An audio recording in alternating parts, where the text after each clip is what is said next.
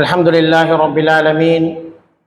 الصلاة والسلام على أشرف الأنبياء والمرسلين وعلى آله وأصحابه ومن تبعهم بإحسان إلى يوم الدين. أما بعد. பேரன்புக்குரிய இஸ்லாமிய சகோதரர்களே சகோதரிகளே, அஸ்ஸலாமு அலைக்கும் வரஹ்மத்துல்லாஹி வபரகாத்துஹு. அல்லாஹ்வுடைய பெரும் ரஹ்மத்தினால் ரமலானுடைய மாதம் மார்க்கத்தை, குர்ஆனை, ரசூலுல்லாஹி ஸல்லல்லாஹு அலைஹி வஸல்லம் அவர்களுடைய நடைமுறைகளை படிப்பதற்கு நாங்கள் கொஞ்சம் நேரம் ஒதுக்குவது என்பது உண்மையில் ஒரு அருள். ஏனென்றால் பலருக்கு ரமலான் மாதம் வேலைகளிலும் சோழிகளிலும் தங்களுடைய அன்றாட செயற்பாடுகளிலும் மாத்திரம் கழிந்து போக அல்லாஹ் தஆலா எங்களுக்கு இப்படி ஒரு அரை மணி நேரத்தை ஒதுக்கி அல்லாஹ்வுக்காக அவனுடைய மாளிகையிலே இருந்து அவனுடைய மார்க்கத்தை படிக்கும் சந்தர்ப்பத்தை தருவது ஒரு பாக்கியம். ரசூலுல்லாஹி ஸல்லல்லாஹு அலைஹி வஸல்லம் அவர்கள் சொன்னார்கள், மாமின் கௌமின், ஒரு சமூகம் இருக்கிறது, யஜ்தமிஊன ஃபீ பைத்தின் மின் புயூத்தில்லாஹ், அல்லாஹ்வுடைய மாளிகைகளில் ஒன்றிலே, அல்லாஹ்வுடைய பள்ளிவாசல் ஒன்றிலே அவர்கள் ஒன்று கூடியிருக்கிறார்கள். யத்லூன கிதாப் அல்லாஹ், குர்ஆனுடைய வசனங்களை அவர்கள் ஓதுகிறார்கள். ஃபயததாரஸூனஹு பைனஹும், தங்களுக்கு மத்தியிலே அவர்கள் மார்க்க விஷயங்களை கற்றுக்கொள்கிறார்கள். அப்படி ஒரு சமூகம் இருந்தால் அவர்களுக்கு கிடைக்கின்ற நன்மையை பற்றி ஸல்லல்லாஹு அலைஹி வஸல்லம் அவர்கள் அந்த ஹதீஸிலே சொல்கிறார்கள், அவர்களின் மீது அல்லாஹ்வுடைய ரஹ்மத்தும் சகீனத்தும் அமைதியும் நிம்மதியும் இறங்கிக் கொண்டிருக்கும், இந்த சபையிலே மலாயிகாமார்கள் நிறைந்திருப்பார்கள் என்று ஸல்லல்லாஹு அலைஹி வஸல்லம் அவர்கள் சொன்னார். அப்படிப்பட்ட ஒரு அறிவு மஜ்லிஸிலே தான் நாங்கள் அமர்ந்திருக்கிறோம் என்ற சிந்தனையை முதலாவது ஏற்படுத்தி கொண்டு, இந்த வருடம் இந்த லுஹருடைய நேரத்துக்கு பின்னால் தொடர்ச்சியாக நாங்கள் ரசூலுல்லாஹி ஸல்லல்லாஹு அலைஹி வஸல்லம் அவர்களுடைய வரலாற்றினுடைய விடயங்களை தலைப்பு வாரியாக அணுகுவதற்கு திட்டமிட்டிருக்கின்றோம். பொதுவாக ரசூலுல்லாஹி ஸல்லல்லாஹு அலைஹி வஸல்லம் அவருடைய வரலாறை அங்கும் இங்கும் பாட்டமாக நாங்கள் கற்றுக்கொண்டிருப்போம். முறையான தலைப்புகளுக்கூடாக அதனை விளங்கிக் கொள்வதற்காகவே ரசூலுல்லாஹி ஸல்லல்லாஹு அலைஹி வஸல்லம் வாழ்க்கை என்பது குர்ஆனுக்குரிய விளக்கம். ரசூலுல்லாஹ்வுடைய சீராவை படிப்பது என்பது தஃப்சீர், குர்ஆனுக்குரிய விளக்கமாகத்தான் நபிகளாருடைய வாழ்க்கை இருந்திருக்கிறது. எனவேதான் அந்த அடிப்படையிலே இந்த முறை நாங்கள் தொடர்ச்சியாக எல்லா நாட்களும், வெள்ளிக்கிழமை தவிர்ந்த ஏனைய எல்லா நாட்களிலும் இன்ஷா அல்லாஹ் லுஹருடைய தொழுகைக்கு பின்னால் 30 தொடக்கம் 40 நிமிடங்களை கொண்ட அமர்வுகளை ஏற்பாடு செய்திருக்கிறோம். இதனூடாக ஸல்லல்லாஹு அலைஹி வஸல்லம் அவர்களின் மீது அவர்களை கற்றுக்கொண்டு அவர்களின் மீது பற்றுக்கொள்வது. முதலாவது அவர்களை கற்றுக்கொள்ள வேண்டும், அப்போதுதான் அவர்கள் மீது எங்களுக்கு பற்று ஏற்படும் என்ற அடிப்படையிலே இதனை நாங்கள் ஏற்படுத்தி இருக்கின்றோம். எனவே இன்றைய முதலாவது அமர்வு ரசூலுல்லாஹி ஸல்லல்லாஹு அலைஹி வஸல்லம் அவர்களுடைய வரலாறு பற்றிய ஒரு சிறிய அறிமுகம், அவர்களை பற்றிய ஒரு சிறிய அறிமுகம். அதற்கு பின்னால் நாளைய அமர்வுகளில் இருந்து தலைப்பு வாரியாக ரசூலுல்லாஹி ஸல்லல்லாஹு அலைஹி வஸல்லம் அவர்களும் ரமலானும் எப்படி இருந்தது, அவர்களுடைய ரமலான் எப்படி இருந்தது என்பதை தனியாக நாங்கள் படிப்போம். ஸல்லல்லாஹு அலைஹி வஸல்லம் அவர்களுடைய குடும்ப வாழ்க்கை எப்படி இருந்தது, ஸல்லல்லாஹு அலைஹி வஸல்லம் அவர்கள் ஒரு வியாபாரியாக எப்படி முன்மாதிரியாக இருந்தார்கள், ஸல்லல்லாஹு அலைஹி வஸல்லம் அவர்கள் ஒரு தந்தையாக எப்படி முன்மாதிரியாக இருந்தார்கள், ஒரு நல்ல நண்பராக எப்படி இருந்தார்கள். இப்படி ஒவ்வொரு நாளும் நபிகள் நாயகம் ஸல்லல்லாஹு அலைஹி வஸல்லம் அவருடைய பன்முக ஆளுமையின் ஒவ்வொரு பக்கத்தை நாங்கள் நோக்குவதற்கு திட்டமிட்டு இருக்கின்றோம். அவ்வாறு நாங்கள் படிக்கின்ற போது நம்முடைய அன்றாட வாழ்க்கையில் இந்த சீராவை நடைமுறைப்படுத்திக் கொள்ள முடியும். வெறுமனே பெரும்பாலான சீரா நூல்களை நாங்கள் படிக்கின்ற போது அவை நபிகளார் ஸல்லல்லாஹு அலைஹி வஸல்லம் அவருடைய வாழ்க்கை வரலாற்றை கால ஒழுங்கில் தொகுத்து, குறிப்பாக நபிகளாருடைய போராட்ட வரலாறுகளை தான் கூடுதலாக தொகுத்து வைத்திருக்கிறார்கள்.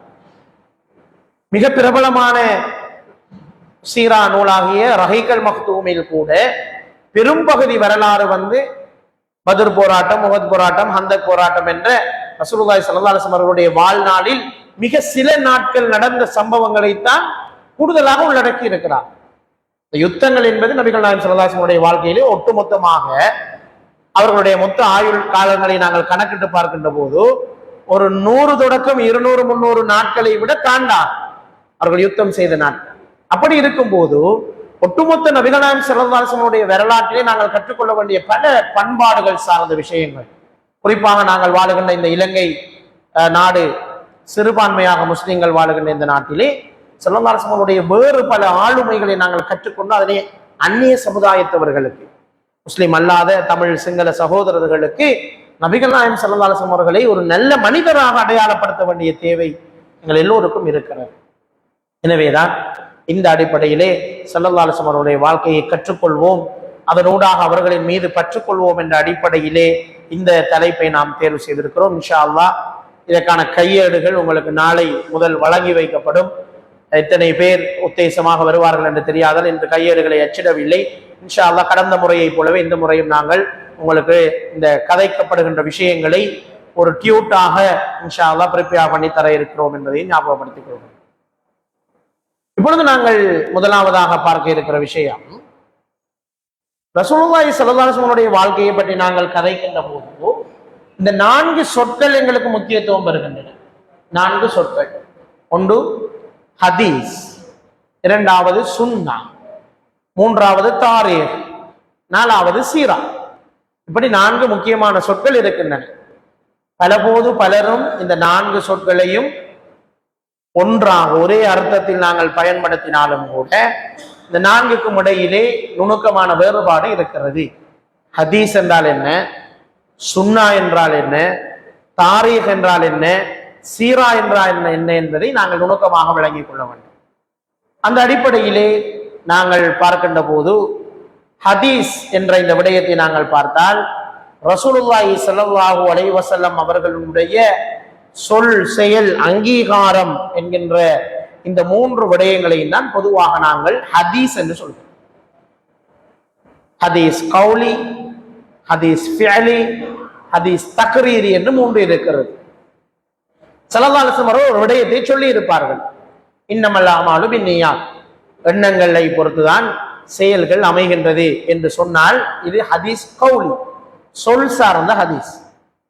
இன்னும் சில ஹதீஸ் இருக்கிறது, அதிலே ரசூலுல்லாஹி ஸல்லல்லாஹு அலைஹி வஸல்லம் சொன்ன வார்த்தை இருக்காது, அவர்களுடைய செயற்பாடுகள் அதற்குள் இருக்கும்.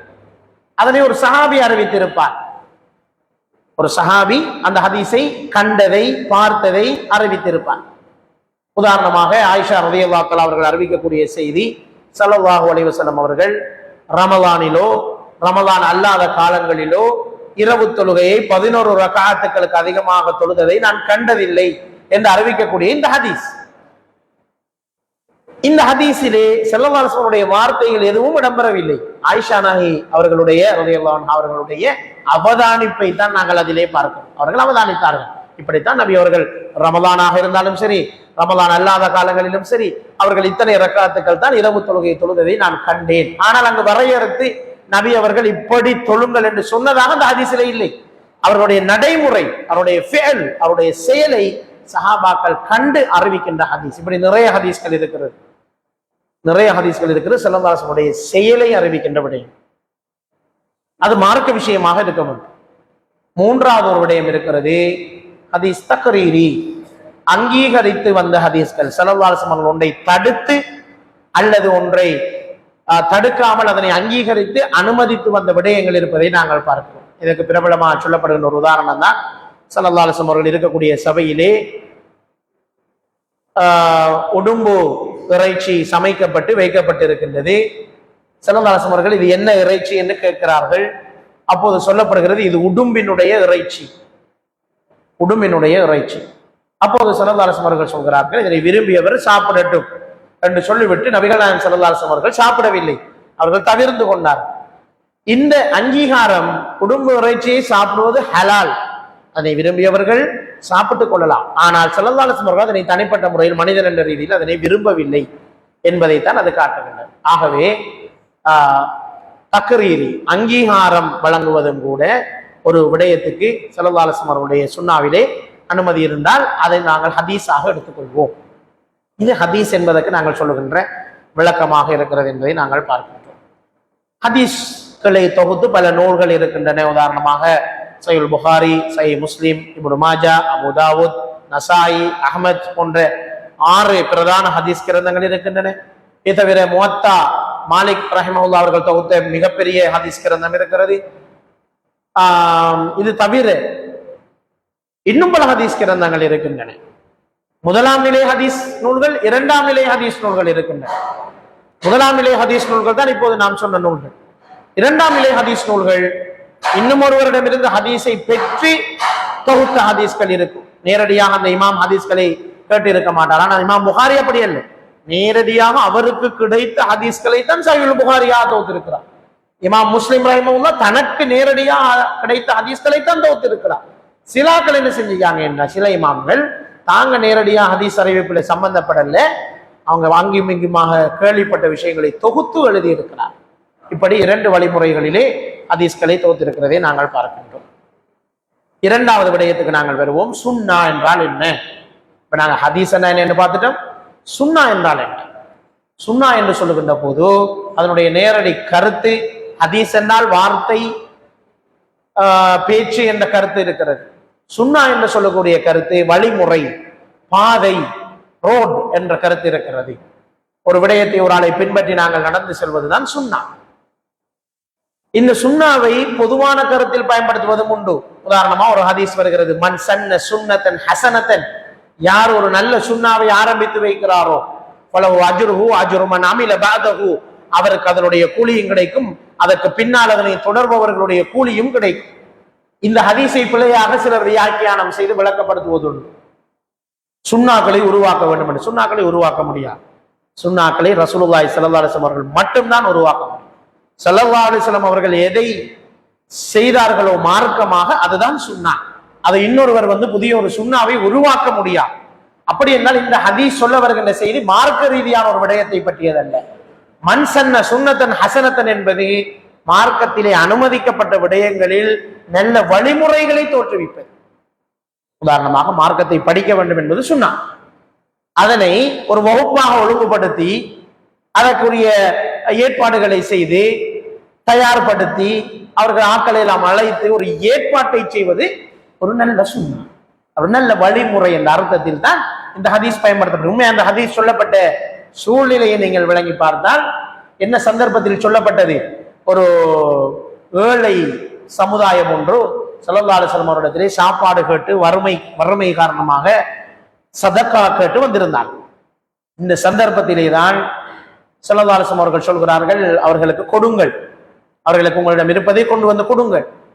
எந்த ஒரு சஹாபியும் எழுந்து செல்லவில்லை, யாரும் சதக்கா கொடுக்க முன்வரவில்லை, எல்லோரும் அமைதியா இருந்தார். காரணம், அந்த டைம் மதீனாவில் பஞ்சம் நிறைந்த ஒரு நாட்கள். கொஞ்சம் கொஞ்சம் எல்லாரும் வீட்டையும் சாப்பாடு இருந்துச்சு.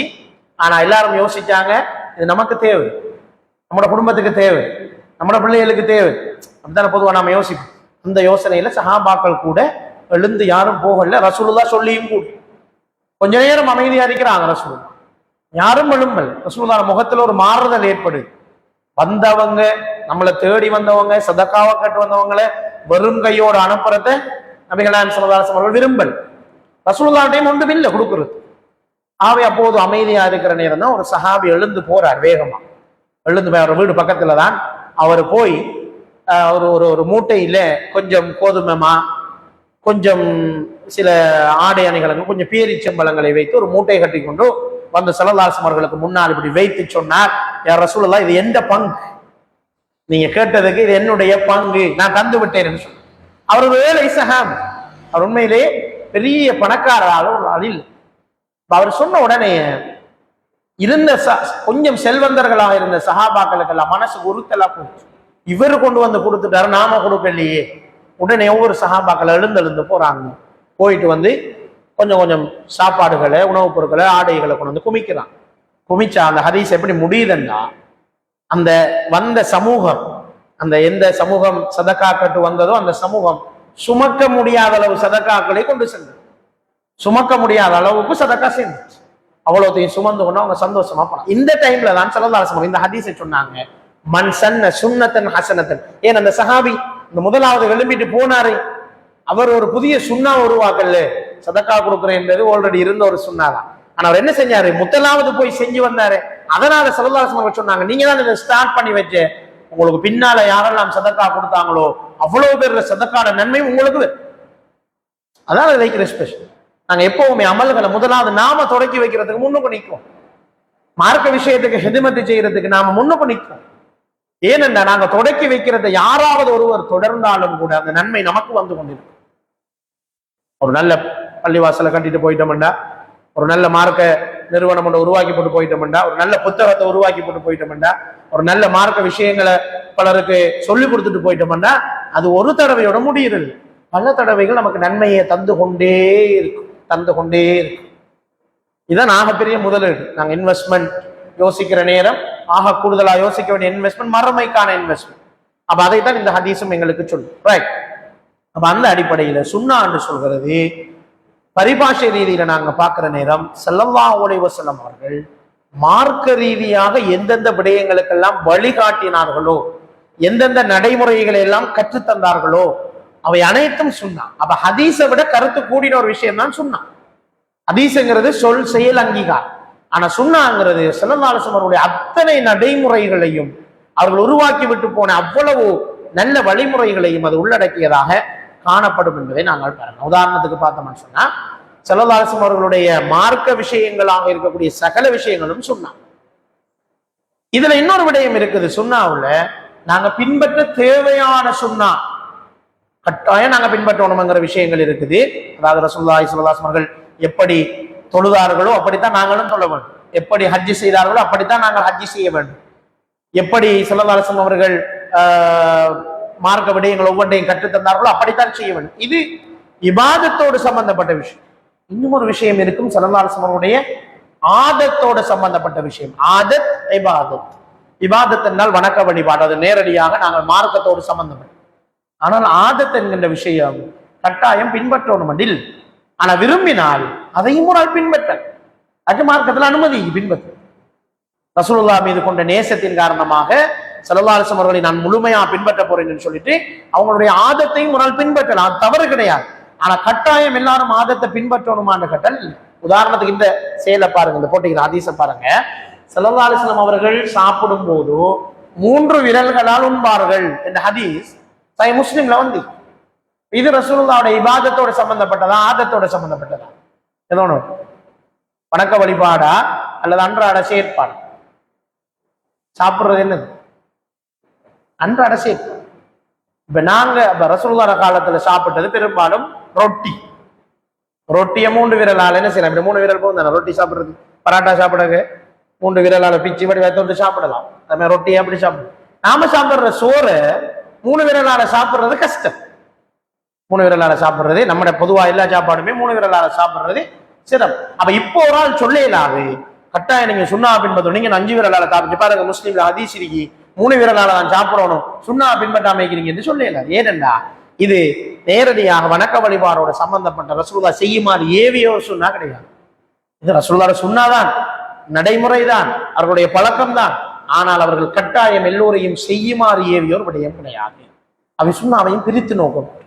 ஆதத்தோடு சம்பந்தப்பட்ட சுண்ணாக்களை விரும்பினால் ஒருவர்களை நான் 3 விரலாம் சாப்பிட போறேன்னு சொன்னா தாராளமா சாப்பிடலாம், அது அவருடைய விருப்பம், அதை யாரும் தடுக்க முடியாது. ஆனா வலது கையால சாப்பிடணும்ங்கிறது ஆதத்தா இபாதத்தான்னு பார்த்தா அது இபாது. அதை ரசூலுல்லாஹ் ஏவி இருக்கான். இதை ஏவல நீங்க 3 விரலால சாப்பிடுங்க ஏவல். ரசூலுல்லாஹி ஸல்லல்லாஹு அலைஹி வஸல்லம் ஒரு சபையில இருக்கிறாங்க. அப்ப எல்லாரும் சாப்பிட்டு கொண்டிருக்கிறாங்க. ஒரு சஹாபி அவர் இடது கையால சாப்பிடுறாரு. வேணுமென்னு இடது கையால சாப்பிடுறாரு. அவர் வலது கையில ஒரு பிரச்சனையும் இல்லை, இடது கையால சாப்பிடுறாரு. இப்ப ஸல்லல்லாஹு அலைஹி வஸல்லம் சொன்னாங்க குல் பியமீனிக, உங்களோட வலது கையால சாப்பிடுங்கன்னு சொன்னாங்க. ஒரு தடவை சொன்னாங்க, இல்ல அவர் இடது கையால சாப்பிடுறாரு. ரசூலுல்லாஹ் சொல்லி இங்க கேள்வி 2வது தடவையா சொல்றாரு. அப்ப இங்க கேள்வி 3வது தடவையா சொல்றாங்க ரசூலுல்லாஹ் குல் பியமீனிக், வலது கையால சாப்பிடுங்க. அப்ப அந்த சாமி சொல்ல எனக்கு கொஞ்சம் வலது கை கஷ்டம் சாப்பிடுறது. உண்மையா கஷ்டம் இல்லை, அவருக்கு வலது கையால சாப்பிடுறது உண்மையா கஷ்டம் இல்லை. நம்ம செஞ்ச பிள்ளை என்று காட்டிக்கப்படா, நம்ம இடது கையால சாப்பிட்டவே எனவே இடது கையாலே சாப்பிட்டு முடிக்கணும் ஒரு பெருமையோட அவர் என்ன செய்யறாரு, நான் இடது நான் சாப்பிடுவேன், வலது கை கொஞ்சம் கஷ்டம் பண்ணி சொல்றாங்க. இப்ப ஸல்லல்லாஹு அலைஹி வஸல்லம் சொன்னாங்க கஷ்டமாவே இருக்கட்டும்னு சொல்லிட்டாங்க. இப்படியே சொல்லிட்டாங்க, கஷ்டம் தானே சொன்னீங்க, கஷ்டமாவே இருக்கட்டும் நீங்க இடது கையால சாப்பிடுங்கன்னு சொல்றாங்க. வரலாற்று ஆசிரியர்கள் எழுதுறாங்க அதுக்கு பிறகு அந்த சஹாபிக்கு வலது கையை தூக்கையில் அமைப்பு சுண்ணாவை புறக்கணிக்கிறது பாரிய விளைவை கொண்டு வரும் என்பதுக்கு இந்த சம்பவத்தை ஆதாரமாக சுண்ணாவை புறக்கணிக்கணும். இன்னொரு சந்தர்ப்பத்தில் ஸல்லல்லாஹு அலைஹி வஸல்லம் அவர்கள் சொன்னாங்க, நீங்க தூங்குற நேரம், உங்களோட தூங்கி எழும்பி வார நேரம் முதல்ல கைகளை கழுவாதீங்க. வாளிக்குள்ளேயோ பக்கெட்லயோ தண்ணி இருக்கக்கூடிய இடத்துல நீங்க உதவு செய்யறதுக்காக முதல்ல கையை போட்டு கையை கழுவாதீங்க. கையை வேறையா தண்ணியை ஊற்றி கழுவி சுத்தம் செய்யறதுக்கு பிறகுதான் நீங்கள் தண்ணீருக்குள்ள கைவிட்டு கழுவ வேண்டும் சொன்னாங்க. இப்ப இன்னும் ஒரு சஹாபி அறப்படிச்சாக்கள் அந்த காலத்துல இருந்தாங்க, சரிதான், இந்த காலத்துல மட்டும் இல்லை, அந்த காலத்துல இருந்தாங்க. அப்ப அவ வந்து ரசூலுல்லாஹ்ட்ட அந்த மனுஷன் வந்து கேட்டுக்கிறாரு, ஏன் நாங்க கையை கழுவணும், அது நல்ல கை தானே, எங்கட கை சுத்தமா தானே இது எங்கட கை. அப்ப ஸல்லல்லாஹு அலைஹி வஸல்லம் அவருக்கு அழகா சொல்றாங்க, ஒரு மனிதர் தூங்க கொண்ட போது அவருடைய கை எங்கெங்கெல்லாம் இருந்தது என்று அவருக்கு தெரியாது. அது நம்முடைய அவுரத்துகளை டச் பண்ணி இருக்கலாம், நம்ம அறியாம தூக்கத்துல கை வேற எங்கேயாவது சென்று இருக்கலாம், நஜீஸ்கள் சில நேரம் பட்டு இருக்கலாம். எனவே நீங்கள் கையை அவர் சொல்ற, இல்ல நான் சுத்தமா தான் படுக்கிறேன், எந்த கை எங்க இருக்கும் எனக்கு தெரியும். இப்படி ஸல்லல்லாஹு அலைஹி வஸல்லம் அவர்களுக்கு முன்னால அவரும் ஒரு எதிர்த்து மறுத்து பேசக்கூடிய ஒருவராக இருந்தார். அடுத்த நாள் காலையில் அவர் எழும்புகின்ற நேரம் அவருடைய கை அவருடைய மர்மஸ்தானத்தோடு ஒட்டி கொண்டு இருந்த நிலையில் அவர் எழுந்ததாக வரலாற்றாசிரியர் எழுதி. இப்படி சுண்ணாக்களை புறக்கணிக்கிறாங்க, சின்ன சின்ன சுண்ணாதான், ஆனா அதை புறக்கணிக்கிறார்களுக்கு அவ்வப்போது சில நேரம் ரசூலுல்லாஹ்வை புறக்கணிச்சாக்களுக்கு தண்டனைகளும் கிடைச்சிருக்கிறதான். ஆமா, எனவே ஸல்லல்லாஹு அலைஹி வஸல்லம் சுண்ணாக்கள்ல சில விடயங்கள் டிரெக்டாக மார்க்க விஷயங்களாக சொல்லப்பட்ட விஷயங்கள் இருந்தால் அதனை நாங்கள் கட்டாயம் பின்பற்றுவதற்கு தான் முயற்சி செய்ய வேண்டும். சில விடயங்கள் அவர்களுடைய சமூக சூழலோடு சம்பந்தப்பட்ட விஷயங்கள், அதுல நாங்க பின்பற்றணும் கட்டாயம். உதாரணமா இப்ப நாம போடுற ட்ரெஸ் இந்த ஆடை வடிவமைப்புல அல்ல, அரபிகள் அந்த காலத்துல உடுத்த உடுப்பு, ஸல்லல்லாஹு அலைஹி வஸல்லம் உடுத்த உடுப்பு ஜஸ்ட் வித்தியாசம். அப்ப அதைத்தான் நாங்களும் உடுக்கணுமான கேட்டா அப்படி இல்லை. ஸல்லல்லாஹு அலைஹி வஸல்லம் சாப்பிட்ட சாப்பாடு நாம சாப்பிடுற சாப்பாடு சரி வித்தியாசம். அப்ப அந்த சாப்பாடை தான் நாமளும் சாப்பிடணுமா, சுண்ணத்தான கேட்டா இல்லை. ஆகவே சில விடயங்கள் ஆதத் அவர்களுடைய பழக்க வழக்கங்களோடு அன்றாட வாழ்க்கையோடு வழக்காறுகளோடு சம்பந்தப்பட்ட விஷயங்கள் இருந்தால் அதனை நாங்கள் கட்டாயம் பின்பற்ற வேண்டிய அவசியம் இல்லை. அதையும் ஒருவர் பின்பற்றினால் அது தவறும் இல்லை. அது அல்லாத ஏனைய விஷயங்கள் மார்க்கத்தோடு சம்பந்தப்பட்ட விஷயங்களா இருந்தால் அதனை பின்பற்றுவதற்கு முயற்சி எடுக்க வேண்டும். அது சுண்ணத்து தானே என்று நினைக்கப்படும். அப்படி ஒரு பார்வை இன்னைக்கு சமூகத்தில் பரல மட்டும் செஞ்சா போதும் சுண்ணத்து தானே என்று நினைக்க, அப்படியா இல்லை. சுண்ணத்துக்களும் பின்பற்றப்பட வேண்டியது. அப்ப என்னத்துக்கு சுண்ணத்து, அதுவும் பின்பற்றப்படுவதற்கு தான் என்பதை நாங்கள் கவனத்தில் கொள்ள வேண்டும். ஆனால் தவறுதலாக இயலாத கட்டங்கள்ல மிஸ் ஆகினால் அது பாவத்தை ஏற்படுத்தாது, அதை நாங்கள் வழங்கிக் கொள்ள வேண்டும். இப்படி ரசூலுல்லாஹ்வுடைய சுன்னாக்களை தொகுத்து தருகின்ற சில நூல்கள் இருக்கிறது. பொதுவாக சில நூல்கள் இருக்கிறது. ஃபிக்ஹ் நூல்கள் பெரும்பாலும் இந்த சுன்னத்துகளை தான் தொகுத்து இருக்கிறது. ஃபிக்ஹ் நூல்களை நாம் எடுத்து பார்க்கணும். கிதாபுல் இமாம் ஷாஃபி ரஹிமஹுல்லாஹ் அவர்கள் தொகுத்த நூல் கிதாபுல் ஒரு பெரிய புத்தகம். அந்த புத்தகத்துல நாங்க பார்த்தால் அதுல முழுக்க ஸல்லல்லாஹு அலைஹி வஸல்லம் ஹதீஸ்களை தொகுத்து சுன்னத்தாக வழிமுறைகளாக தொகுக்கப்பட்டிருக்கிறத நாங்க பார்க்கலாம். முஸன்னஃப் இப்னு அபி ஷைபா ரஹிமஹுல்லாஹ் அவர்களால் தொகுக்கப்பட்ட ஒரு முஸன்னஃப் இருக்கிறது. அதிலேயும் அவ்வாறான சுன்னாக்கள் தொகுக்கப்பட்டிருக்கிறது. இமாம் அஹ்மத் அவர்களுடைய முஸ்னத் அஹ்மதும் ஃபிக்ஹ்களை சார்ந்த நிறைய விஷயங்கள், சட்டத்தோடு சம்பந்தப்பட்ட விஷயங்களை, சுன்னத்துக்களை தொகுத்திருப்பதை நாங்கள் பார்க்கலாம். அப்ப ஹதீஸ் என்ன, சொல் செயல் அங்கீகாரம். சுன்னத் என்பது ஸல்லல்லாஹு அலைஹி வஸல்லம் ஒட்டுமொத்த வாழ்க்கையில் இருக்கிற நடைமுறைகளும் பின்பற்றப்பட வேண்டிய அம்சங்களும் சுன்னத். தாரீக் என்ற சொல்லோடு நமக்கு அளிப்படுவோம். தாரீகும் நபி, தாரீக் என்று நாங்கள் கழிப்போம். தாரீக்ங்கிறது வரலாறு. தாரீக்ங்கிறது வரலாறு. இந்த வரலாறு என்பது பொதுவாக யாருடைய வரலாற்றையும் நாங்கள் தாரீக் என்று சொல்லலாம். நபிமார்களுடைய வரலாறு, உலக வரலாறு, போராட்ட வரலாறு, இப்படி எந்த ஒரு விஷயத்தை நாங்கள் சொன்னாலும் ஹிஸ்டரி என்ற அர்த்தத்தில் வரக்கூடிய சகல விடயங்களும் வரலாறு தான். அந்த இஸ்லாமிய வரலாறை மட்டும் உருவாக்குவதல்ல. எனவே நபிகளாருடைய ஸல்லல்லாஹு அலைஹி வஸல்லம் வரலாற்றையும் தாரீகும் நபி என்று சொல்லலாமா என்றால் சொல்லலாம். அதுவும் வரலாற்றில் ஒரு பகுதியாக இருக்கிறது. ஆனால் தாரீக் என்று சொன்னா அது ரசூலுல்லாஹ்வுடைய வரலாறை மாத்திரம் குறிக்காது, ஒட்டுமொத்த வரலாறையும் குறிக்கும். சஹாபாக்களின் வரலாறு, குலஃபாக்களின் வரலாறு, ஆட்சியாளர்களின் வரலாறு, இப்படி எதை சொன்னாலும் அது வரலாறுகளோ ரசூலுல்லாஹ்வுடைய வாழ்க்கையில் வரக்கூடிய விஷயங்களும் வரலாறாக இருக்க முடியும். உதாரணமாக இமாம் தபரி ரஹிமஹுல்லாஹ் அவர்கள் தொகுத்த தாரீக் தபரி என்கிற பெரிய வரலாற்று நூல், பெரிய நூல். அதுல உலக வரலாற்றுல தொடங்கி ரசூலுல்லாஹ் வரலாறு வரைக்கும் எல்லா வரலாறுகளையும் அவர் எழுதி தொகுத்து இருக்கிறார். அது ஒரு பெரிய நூல். அதுல ரசூலுல்லாஹ்வுடைய வரலாறும் இருக்கிறது. அதனை நாங்கள் சீராவுடைய நூல் என்று சொல்ல மாட்டோம். அது தாரீகுடைய புத்தகம். இமாம் இப்னு கஸீர் ரஹ்மத்துல்லாஹி அவர்கள் தொகுத்திருக்கக்கூடிய அல் பிதாயா வன் நிஹாயா, ஆரம்பமும் முடிவு, ஆரம்பத்திலிருந்து முடிவு வரைக்கும் அவர் வரலாறு தொகுத்திருக்கிறார். பிதாயா வன் நிஹாயா, பல பாகங்களை கொண்ட நூல்கள். அதிலேயும் வரலாறுகளை தான் தொகுத்திருக்கிறார். ரசூலுல்லாஹ்வுடைய சீராவை மாத்திரம் தொகுக்கவில்லை. இமாம் ஸஹபி ரஹ்மத்துல்லாஹி அலைஹி தாரீக் அல் இஸ்லாம் ஒரு பிரபலமான வரலாற்று நூல், அதிலேயும் கூட நிறைய விஷயங்கள் அவர்கள் சொல்லியிருக்கிறார்கள். ரசூலுல்லாஹ்வுடைய வரலாறு என்று அவர்கள் வரையறுத்து சொல்லவில்லை. ஆகவேதான் சீரா என்ற சொல் ஸல்லல்லாஹு அலைஹி வஸல்லம் அவருடைய வரலாறை குறிப்பதற்கு விசேஷமாக பயன்படுத்தப்படுகிறது. சீரா என்றாலும் வரலாறு தான், வாழ்க்கை வரலாறுகளை குறிப்பதற்கு தான் சீரா என்ற சொல் பயன்படுத்தப்படுகிறது. ஆனால் பொதுவாக சீராண்டு மட்டும் ஒரு ஆள் உச்சரித்தால் அது ஸல்லல்லாஹு அலைஹி வஸல்லம் வரலாற்றை குறிப்பதற்கு பரிபாஷையில் பயன்படுத்தப்படும். இது சீரா புத்தகம் என்று சொன்னால் ரசூலுல்லாஹ்வுடைய வரலாறு, அதுதான் அதனுடைய விஷயம். ஆகவே நபிகள் நாயகம் ஸல்லல்லாஹு அலைஹி வஸல்லம் அவர்கள் பிறக்கிறதுக்கு முந்தியிலிருந்து அவர்கள் மௌத்தாய் அதற்கு பிறகு உள்ள வரலாறு வரைக்கும் உள்ள வரலாறுகளை தொகுத்து சொல்லுகின்ற நூல்களை தான் பொதுவாக சீராவுடைய நூல்கள் என்று சொன்னாலும், நபிகள் நாயகம் ஸல்லல்லாஹு அலைஹி வஸல்லம் வரலாற்றை குறிப்பதற்கு விசேடமாக பயன்படுத்தப்படுகின்ற ஒரு சொல் தான் இந்த சீரத்துன் நபி என்ற சொல். இதை ஏனைய மனிதர்களுக்கும் பயன்படுத்தலாம், சரிதானே? சீரத்துன் நுபலா, பெரும் மனிதர்களின் வரலாறு என்ற புத்தகங்கள் எழுதப்பட்டி. ஆனால் தனியே சும்மா சீரா என்று சொன்னால் அது ரசூலுல்லாஹ்வுடைய வரலாறை தான் குறிக்கும் என்பதை நாங்கள் பார்க்கிறோம். ஸல்லல்லாஹு அலைஹி வஸல்லம் வாழ்க்கையில் நடந்த அனைத்தையும் நாங்கள் சீரா என்று சொல்கிறோம். உதாரணமா 40 வயதில் ஸல்லல்லாஹு அலைஹி வஸல்லம் அவர்களுக்கு ஹிரா குகையிலே வைத்து முதலாவது வஹி குர்ஆன் இறக்கப்பட்டது, நபித்துவம் கிடைத்தது என்று சொன்னால் அது சீராவுடைய ஒரு விடயத்திலிருந்து கிடைத்த ஒரு விஷயம் என்பதை நாங்கள் பார்க்கின்றோம். எனவே முக்கிய சீரா நூல்கள் பல எழுதப்பட்டிருக்கிறது. சீரத்து இப்னு ஹிஷாம், இதுதான் ஆரம்பகால சீரத்து நூல்களிலே மிக பிரபலமானது. இமாம் இப்னு ஹிஷாம் ரஹிமஹுல்லாஹ் அவர்கள் எழுதிய சீரா நபவியா என்கின்ற சீரத்து இப்னு ஹிஷாம். இமாம் ஹைதமி அவர்கள் எழுதிய அல் மகாசித் அல் ஹசனா, சஃபியுர் ரஹ்மான் அல் முபாரக் ஃபூரி ரஹிமஹுல்லாஹ் அவர்கள் எழுதிய ரஹீக் அல் மக்தூம், அது நவீன காலத்தில் எழுதப்பட்ட ஒரு நூல். அவை இவ்வாறான பல சீரா நூல்கள் இஸ்லாமிய வரலாற்றிலே தோற்றம் பெற்றிருப்பதை நாங்கள் பார்க்கலாம். சரி, இப்பொழுது நாங்கள் ரசூலுல்லாஹ்வுடைய சீரா என்றால் என்ன என்ற விஷயத்தை பார்த்துக்கிட்டோம். இப்ப ரசூலுல்லாஹ்வுடைய சீராவுக்கு நாங்கள் வருகின்ற போது உலகத்திலே கிட்டத்தட்ட 1,00,000க்கும் மேற்பட்ட நபிமார்கள் அனுப்பப்பட்டிருக்கலாம்.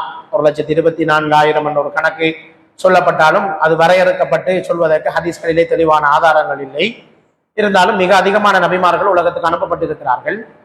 அதிலே குர்ஆன் மென்ஷன் பண்ணினது 25 பேருடைய பேரை மாத்திரம்தான்.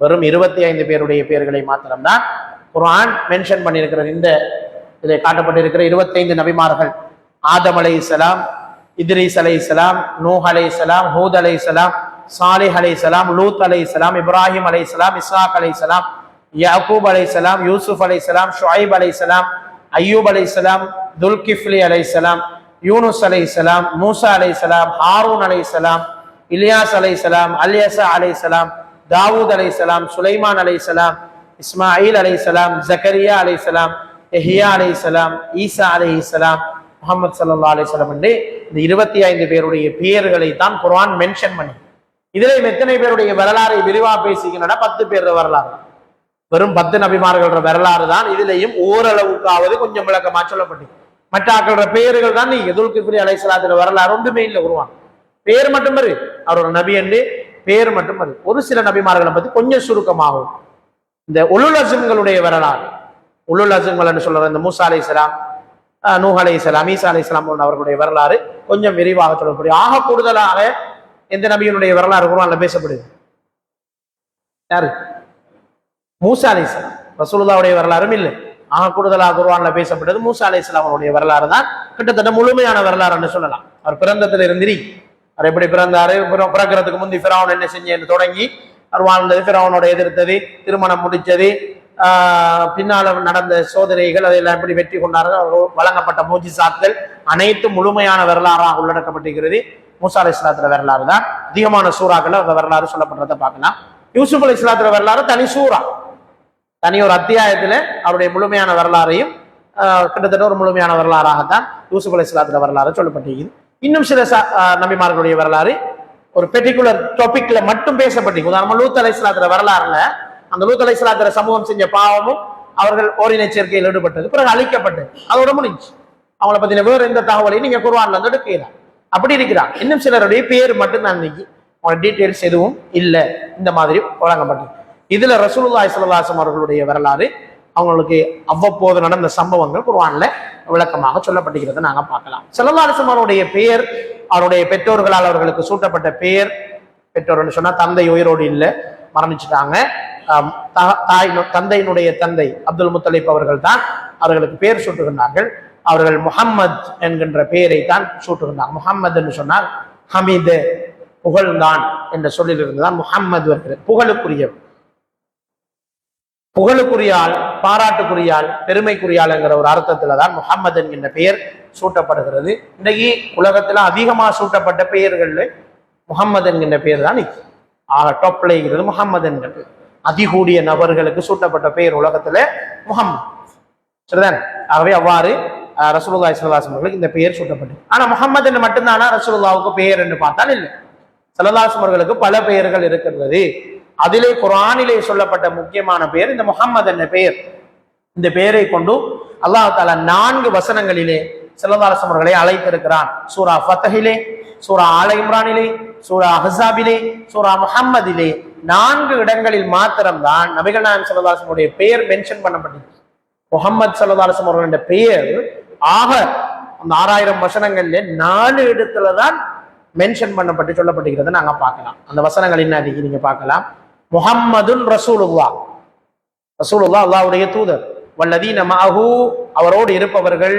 அஷித்தாஉ அலல் குஃபார், நிராகரிப்பவர்களோடு கடுமையாகவும், ருஹமாஹு பைனஹும், மூமின்களோடு இரக்கமாகவும் நடந்து கொள்வார்கள் என்று வரக்கூடிய அந்த வசனம் ஒரு யுத்த களத்தில் இறக்கப்பட்ட ஒரு வசனத்திலே அல்லாஹ் தஆலா இந்த விஷயத்தை சொல்கிறார். வமா முஹம்மதுன் இல்லா ரசூல், முஹம்மது ஸல்லல்லாஹு அலைஹி வஸல்லம் அவர்கள் ஒரு ரசூலை தவிர வேறு யாரும் கிடையாது, அவர் ஒரு கடவுள் கிடையாது. கத் ஹலத் மின் கப்லி ருஸுல், அவர் மட்டும்தான் ரசூல் இல்ல, அவருக்கு முதலும் பல ரசூல்மார்கள் வாழ்ந்திருக்கிறார்கள் என்று சொல்லும் போது முஹம்மது என்ற பெயரை குர்ஆன் மென்ஷன் பண்ணியிருக்கிறது. மாகான முஹம்மதுன் அபா அஹதின் மின் ரிஜாலிக்கும், உங்கள் ஆண்கள் யாருக்கும் ரசூலுல்லாஹ் வாப்பா கிடையாது. ஏன் இதை சொன்னேன்? நபித்துவத்தையும் வாரிசா கட்டுவான். ஏன் ரசூலுல்லாஹ்வுடைய ஆண் பிள்ளைகள் யாரையும் அல்லாஹ் தஆலா உயிரோடு வைக்கல? ரசூலுல்லாஹ்க்கு ஆண் பிள்ளைகள் இருந்தாங்க, 3 பேர் இருந்தாங்க. அந்த 3 பேரையும் ரசூலுல்லாஹ்வுடைய இளமை காலத்திலேயே, அந்த பிள்ளைகளுடைய இளமை காலத்திலேயே அல்லாஹ் தஆலா மௌத்தாக்கி போட்டான். அதற்கு பிறகு ரசூலுல்லாஹி ஸல்லல்லாஹு அலைஹி வஸல்லம் ஒரு மகனை வளர்த்தார்கள். ஸைத் ரலியல்லாஹு தஆலா அவர்களை வளர்ப்பு பிள்ளையாக வளர்த்தார்கள். வளர்த்த நேரம் அரபுலகத்தில் வளர்ப்பு பிள்ளையை சொந்த பிள்ளையாக கணிப்படுற நடைமுறை இருந்தது. அப்போது அல்லாஹ் தஆலா இந்த வசனத்தை சொல்லி மாகான முஹம்மதுன் அபா அஹதின் மின் ரிஜாலிக்கும், உங்களை யாருக்கும் ரசூலுல்லாஹ் வாப்பா கிடையாது, அவர் பிள்ளை எல்லாம் மௌத்தா போயிடுச்சு. இப்ப யாருக்கும் வாப்பா கிடையாது, யாரும் வாரிசாக ரசூலுல்லாஹ்விடம் இருந்து ஆண்கள் யாரும் வாரிசு கிடையாது என்று மிக தெளிவாக சொன்னது. அது மாத்திரமல்ல, ரசூலுல்லாஹ்வுக்கு ஒரு சங்கடத்தை ஏற்படுத்துகின்ற ஒரு சட்டத்தை அல்லாஹ் தஆலா ஏற்படுத்தினான். உங்களுடைய வளர்ப்பு மகன் ஸைத் இப்னு ஹாரிதா திருமணம் செய்திருக்கக்கூடிய அந்த பெண்ணை அவர் தலாக் விட்டதும் நீங்கள் திருமணம் செய்ய வேண்டும். அரபுலகத்திலே பெரிய பிரச்சனை. மகண்ட வைஃப கல்யாணம் முடிச்சா சமூகம் எப்படி பேசும்? இவ்வளவு நாளும் மகன் என்று சொன்ன ஸைத் இப்னு முஹம்மது என்று அவரை அழைத்தார்கள். அதுக்குதான் இந்த வசனம் இறங்கின. அவர் ஸைத் இப்னு ஹாரிதா, பாப்பாட பேரை சொல்லி கூப்பிடுவோம். ரசூலுல்லாஹ் யாருக்கும் பாப்பா கிடையாது, அவருடைய மனைவியை நீங்கள் திருமணம் செய்ய வேண்டும் என்று அல்லாஹ் சட்டம் போட்டது. என்னதுக்காண்டி? ரசூலுல்லாஹ்வோட வாரிசு இல்ல அவர் ஹாரிதாவுடைய மகன். அவர் ரசூலுல்லாஹ் வளர்த்தாங்க, அவ்வளவுதான் என்று நிரூபிக்கிறதுக்காண்டி ரசூலுல்லாஹ்க்கு சங்கடம். எப்படி நான் திருமணம் முடிக்கிறான்? அல்லாஹ்வுடைய கட்டளை செஞ்சான். அரபுலகம் அவரை தவறாக பேசும் என்று அஞ்சினான். ஆனால் இதனால் ஏற்படுத்த இருந்த ஒரு எதிர்கால நலன், மிகப்பெரிய ஒரு நலன் இதனூடாக அடையப்பட்டதை நாங்கள் பார்க்கின்றோம். இன்னும் ஒரு வசனம், வல்லதீன ஆமனு, ஈமான் கொண்டவர்களே, வஅமிலுஸ் ஸாலிஹாத், நல்லமல்களை செய்கிறீங்க, வஆமினு பிமா நுஸ்ஸில அலா முஹம்மத், ரசூலுல்லாஹி ஸல்லல்லாஹு அலைஹி வஸல்லம் முஹம்மது ஸல்லல்லாஹு அலைஹி வஸல்லம் அவர்களுக்கு இறக்கப்பட்டதை நீங்கள் ஈமான் கொள்ளுங்கள் என்ற இந்த 4 இடங்களில் மட்டும்தான் முஹம்மது என்கின்ற வார்த்தையை அல்லாஹ் தஆலா பயன்படுத்தி இருக்கிறார். இது அல்லாம அஹமது என்ற சொல்லை அல்லாஹ்வுடைய தூதர் ஸல்லல்லாஹு அலைஹி வஸல்லம் அவர்களுக்கு பெயராக முன்னைய வேதங்களில் சொல்லப்பட்டதாக அல்லாஹ் தஆலா சொல்றார். அப்ப அஹமது என்ற பெயர் எங்க இருந்து வந்தது? தௌராத்துல இஞ்சியில இருந்த பெயர். தௌராத்துல இஞ்சியில இருந்த பெயர். ஏன் இந்து வேதங்கள்ல கூட மகாமத் என்ற பெயர் காணப்படுறதை நாங்க பார்க்கலாம். மகாமத், முஹம்மத் தான் மகாமத் என்று இந்து வேதங்கள்ல இந்த பெயர்கள் குறிப்பிடப்பட்டிருக்கிறத நாங்க பார்க்கலாம். ஏண்டா வேதங்கள் ஆரம்ப காலத்துல அல்லாஹ் தந்து வந்ததா தான் இருந்திருக்கு. பிற்காலத்துல இடைச்செருகல்களும் திரிவுகளும் ஏற்படுத்தி தான் அது மனுஷனுக்கு ஏற்ற மாதிரி மாற்றப்பட்டிருக்கு.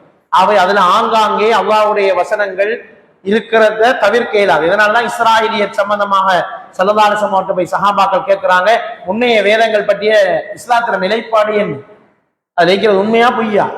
இப்ப ஸல்லல்லாஹு அலைஹி வஸல்லம் என்ன பதில் சொன்னாங்க தெரியுமா? வலா துஸத்திகுஹும் வலா துகதிபுஹும். அது உண்மைன்னு சொல்லுவானா பொய்யன்னு சொல்லுவான்? சிலாக்கள் சொல்றதானே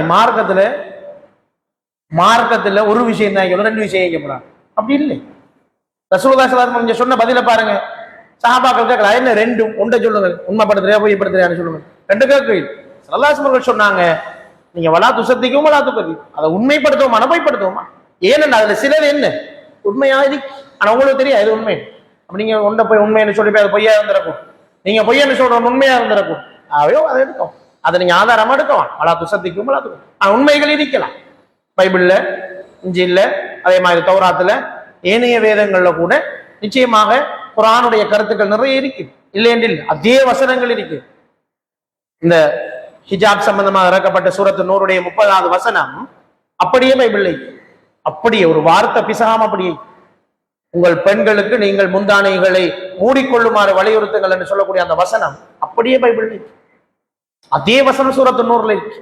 அவை அதை தவிர்க்க முடியாத ஒரு விஷயம். எனவேதான் இங்க பாருங்க, மரியமுடைய மகன் ஈசா அலைஹிஸ்ஸலாம் அவர்கள் சொன்னதாக, வைது கால ஈசா இப்னு மரியம் யா பனி இஸ்ராயீல், பனு இஸ்ரவேல் சமூகமே, இன்னி ரசூலுல்லாஹ், நான் உங்களுக்கு வந்த தூதர், இலைக்கும் முஸத்திகன் லிமா பைன யதைய மினத் தௌராத், எனக்கு முன்னால் இறக்கப்பட்ட தௌராத்தை உண்மைப்படுத்தி வந்த தூதர், வ முபஷ்ஷிரன், அதே நேரம் ஒரு புதிய சுபசோபனத்தையும் சொல்ல வந்திருக்கிறேன், பி ரசூலின், ஒரு தூதுவர் வருவார் பிற்காலத்திலே, யஅதி மின் பாதி, எனக்கு பின்னால வருவார், இஸ்முஹு அஹ்மத், அவருடைய பெயர் அஹ்மத் என்று சொன்னார்.